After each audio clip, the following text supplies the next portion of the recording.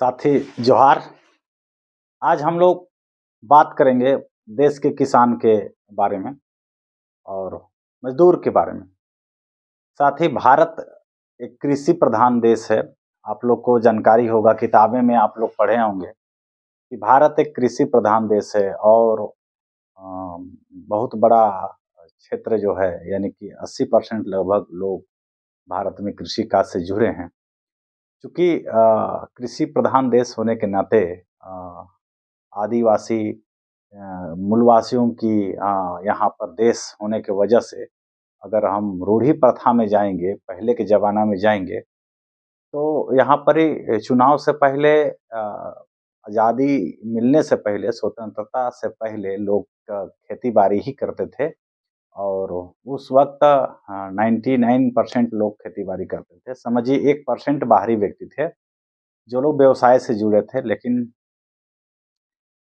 उस वक्त से लेके, मतलब स्वतंत्रता से लेके अभी तक अगर किसान और मजदूर की बात करेंगे तो सबसे ज़्यादा गुलामी अभी तक गुलाम है तो किसान और मजदूर हैं।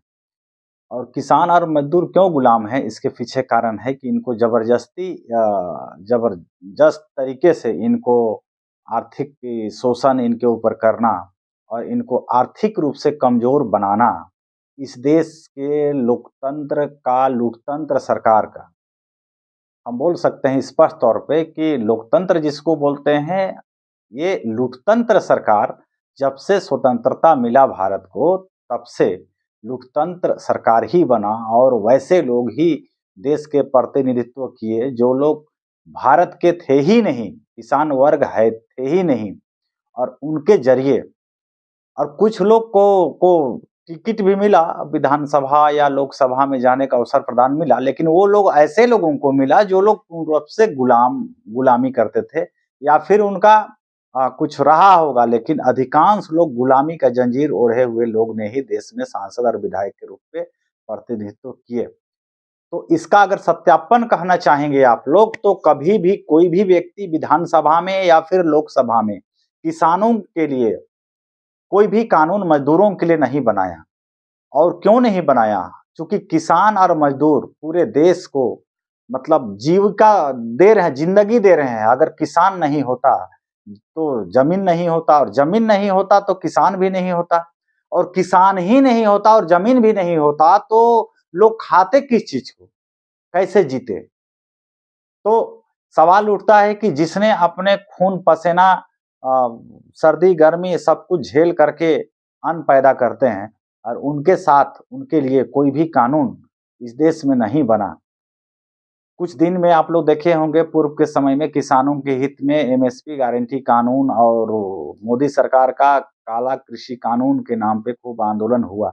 लेकिन कहीं न कहीं राजनीति के कारण के वजह से ही समझ लीजिए कि एक काला कानून वापस हो गया, लेकिन एमएसपी गारंटी कानून पर कुछ भी बात नहीं किया। ना सरकार कुछ बात की, ना ही जो लोग आंदोलन कर रहे थे किस बिल में घुस गए। ये भी आप देख रहे होंगे कि अगर हकीकत में किसानों की बात होती तो बिल में घुसे हुए किसान निकलते बिल से और तब तक लड़ाई करते जब तक एमएसपी गारंटी कानून नहीं बनता। तो इस देश में कुर्सी के लिए ही, यानी सत्ता में बैठने के लिए ही मुद्दा तैयार किया जाता है, एजेंडा तैयार किया जाता है। और लोग को सत्ता मिलने की लालसा में, सत्ता जैसे मिलता है या मिलने की संभावना होती है, मूवमेंट को छोड़ करके वो लोग दूसरे दूसरे काम में एंगेज हो जाते हैं।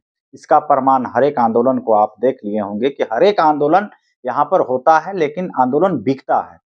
बिकने वाले बिक जाते हैं, खरीदने वाले खरीद लेते हैं। लास्ट में आपका मुद्दा मुद्दा ही रह जाता है, और जहाँ जो गरीब है, मजदूर है, वहाँ के वहीं रहता है। इसी के कारण से अब अगुवाओं के प्रति, नेताओं के प्रति लोगों का, किसान मजदूरों का भरोसा टूटता चला गया। अब इसका अगर हम देखना चाहेंगे तो झारखंड को आप अच्छी तरह से समझ सकते हैं कि चूंकि झारखंड को अलग करने की लड़ाई करीब करीब 40 से 45 साल झारखंड को अलग करने के उद्देश्य से उलझाया गया झारखंडियों को। उसके बाद 1932 की खतियान के नाम पे लोगों को उलझाया गया 20-22 साल, और फिर बाद में कई तरह से उलझाया जा रहा है। लेकिन असली लड़ाई तो जल जंगल जमीन की है। क्योंकि जल जंगल जमीन जो है, ये नहीं रहेगा तो आप कहीं नहीं रहोगे। अपना धर्म आपको बचा पाएगा, ना ही राजनेता आपको बचा पाएगा। आपको बचना होगा तो रूढ़ी प्रथा परंपरा में आना होगा। दूसरा, जल जंगल जमीन को बचाना होगा और इसका एक सामूहिक उचित जो ये है उपाय है बचने का, यही है पांचवी अनुसूची, विद्यमान विधि और फिर रूढ़ी प्रथा ग्राम सभा। मतलब पूरे दुनिया घूम के आ जाइए, पूरे दुनिया से टकराइए, पूरा दुनिया में कुछ भी कर लीजिए, लेकिन धरती में ही आना होगा और धरती में जब आना है तो फिर रूढ़ी प्रथा ग्राम सभा में आना पड़ेगा। तो किसान और मजदूर, यानी कि मजदूर ही किसान है।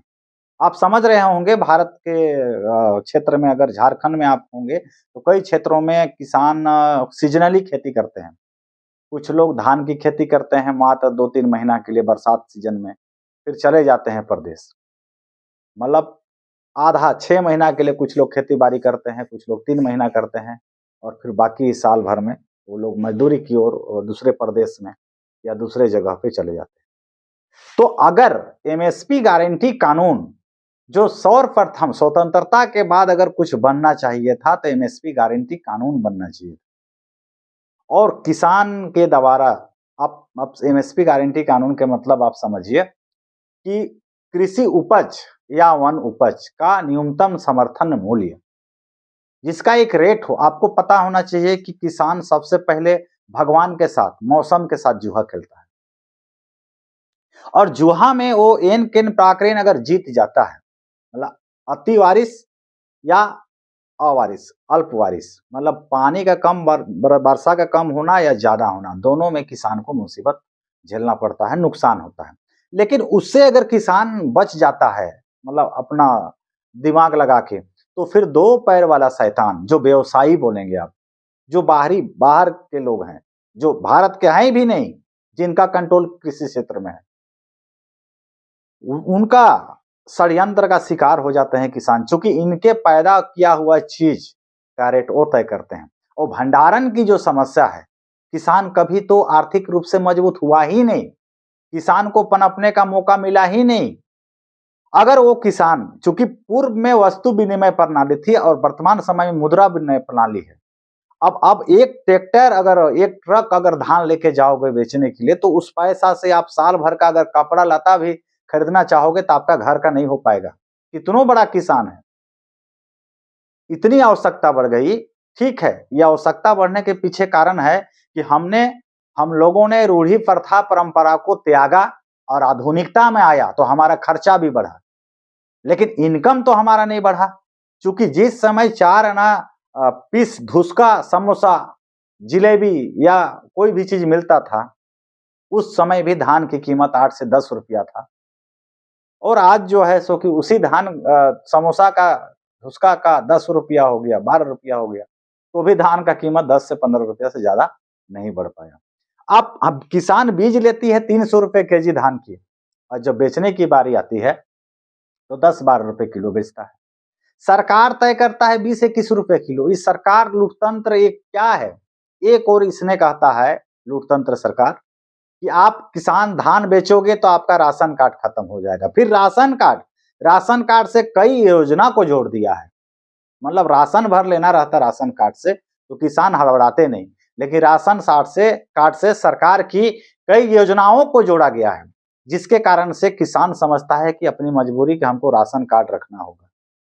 तो जो एमएसपी गारंटी कानून, जहां तक हम बात करेंगे, तो एमएसपी गारंटी कानून नहीं बनाने के पीछे कारण है कि भारत के किसान मजदूर को गुलाम बनाना, और मजबूरन भारत के किसान जो हैं मजदूर हैं, मजबूरन अपनी आवश्यकता पूर्ति नहीं कर पा रहे हैं, फिर जमीन को बेच रहे हैं।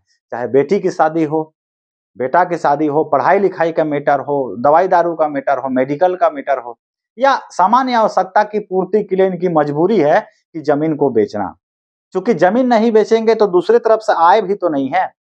मजदूरी भी रेट अब देख रहे हैं कि झारखंड में अगर मजदूरी रेट होना चाहिए तो 1600 रुपये पर डे का हाजिरी मजदूरी रेट होना चाहिए। अगर प्राइवेट व्यक्ति का नाली साफ करने जा रहा हो या घर पे काम करने जा रहा हो, उसका भी 1600 रुपया होना चाहिए। और सरकारी स्तर पे अगर कोई काम किया जा रहा है, चाहे मनरेगा का हो या फिर किसी भी विकास योजना का हो, कंस्ट्रक्शन वर्क का हो, सभी में न्यूनतम मजदूर रेट झारखंड के मजदूरों का 1600 रुपया होना चाहिए।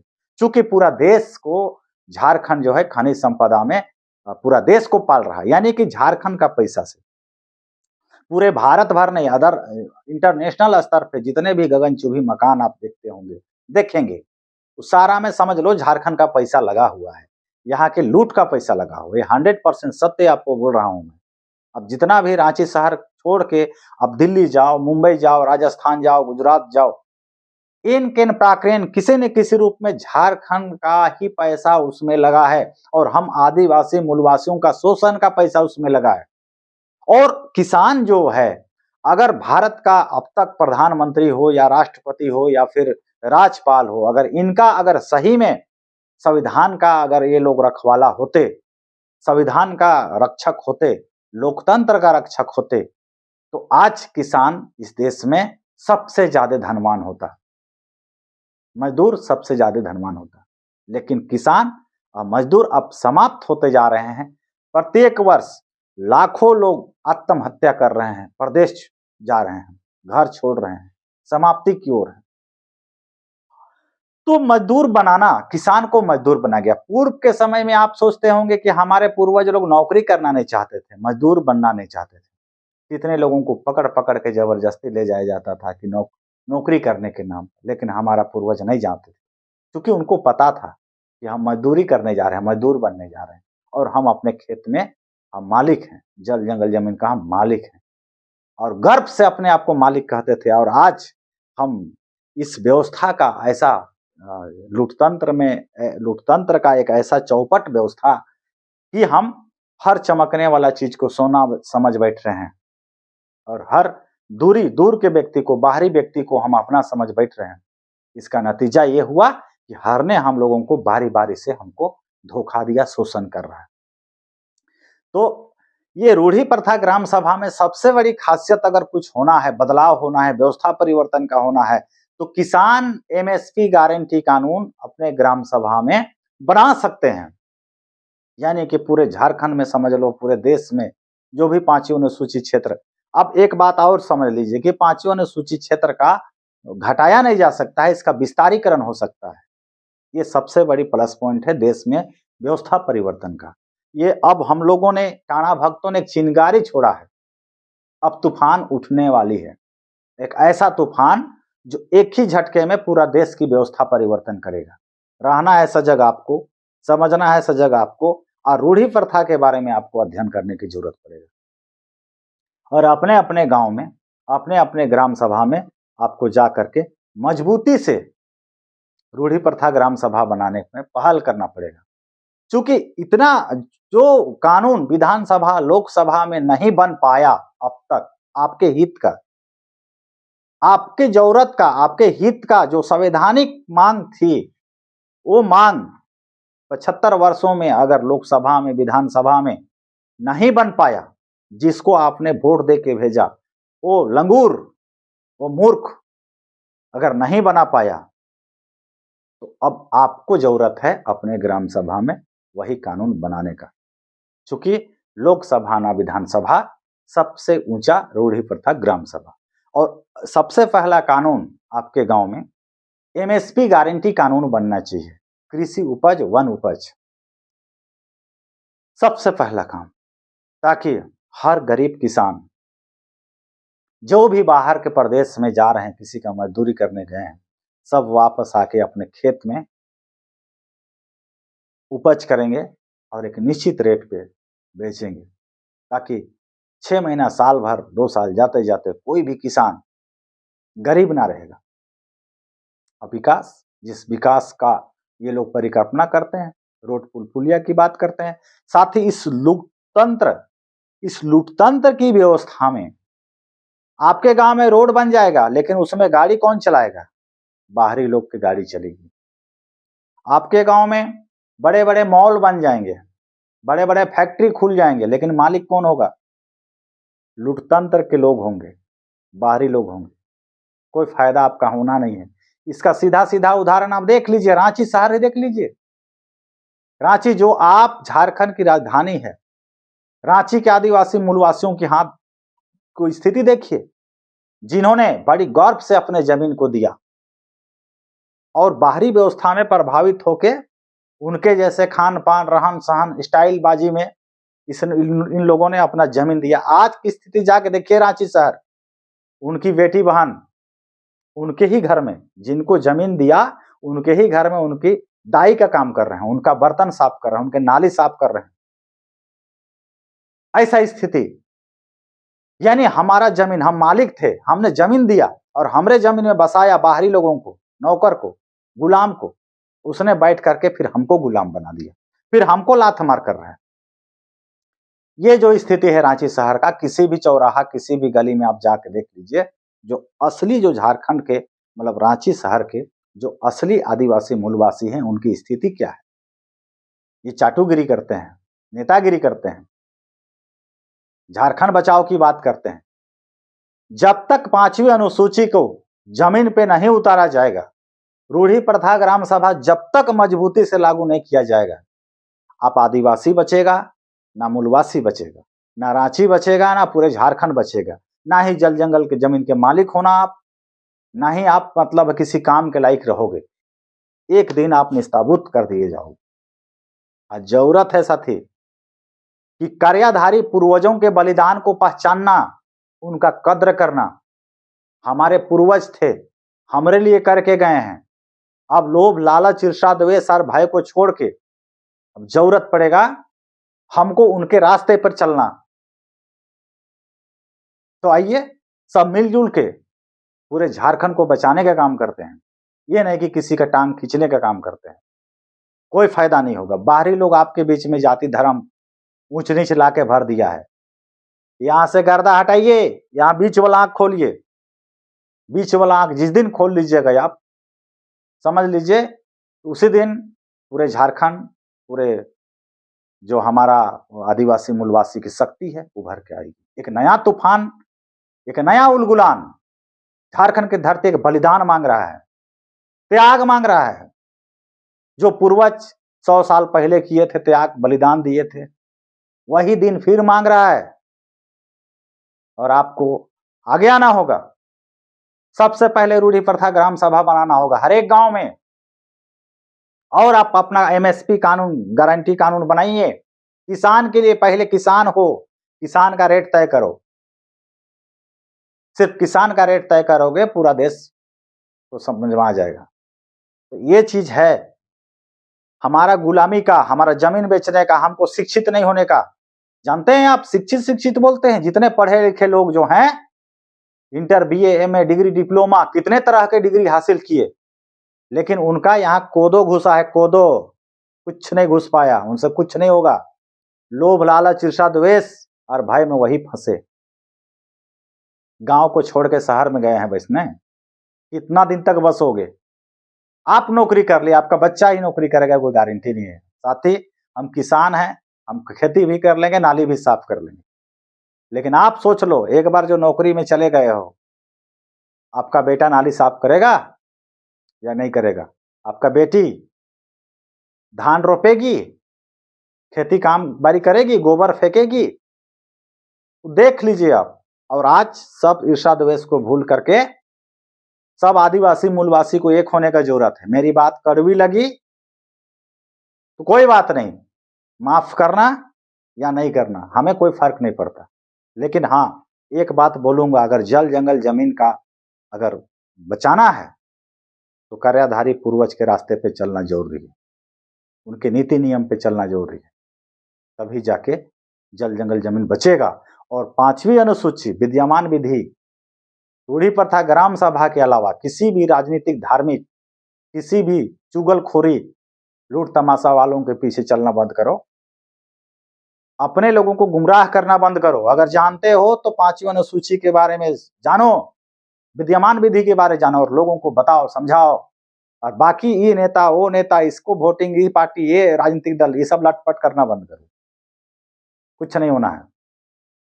बहुत शोषण हो चुका, बहुत हुआ, अब बर्दाश्त करने का समय नहीं है। अब एक गुलामी के जंजीर को उखाड़ के फेंकने का समय है, नया बलिदान का समय है, उलगुलान का समय है, क्रांति करने की जरूरत है। शहर में नहीं, पहले गांव गांव में क्रांति करने की जरूरत है।